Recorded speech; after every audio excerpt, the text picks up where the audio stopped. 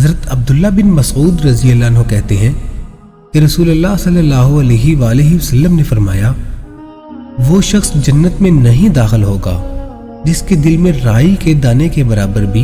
تکبر و غرور ہوگا، اور وہ شخص جہنم میں نہیں جائے گا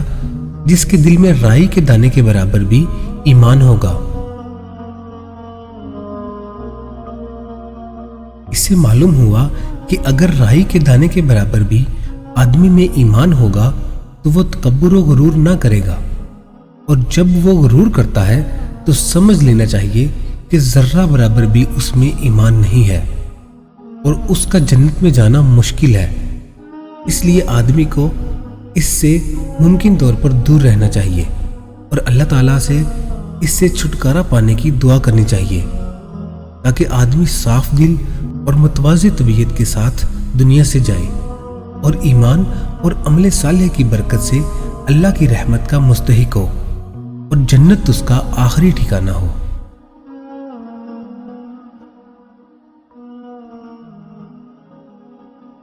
حضرت ابو سعید رضی اللہ عنہ کہتے ہیں کہ رسول اللہ صلی اللہ علیہ وآلہ وسلم نے فرمایا، جس نے اللہ تعالیٰ کی رضامندی کے لیے ایک درجہ تواضع کیا تو اللہ تعالیٰ اس کا ایک درجہ بلند کر دے گا، اور جو اللہ تعالیٰ پر ایک درجہ تکبر اختیار کرے گا تو اللہ تعالیٰ اس کو ایک درجہ نیچے کر دے گا، یہاں تک کہ اس کو تمام لوگوں سے نیچے درجہ میں کر دے گا۔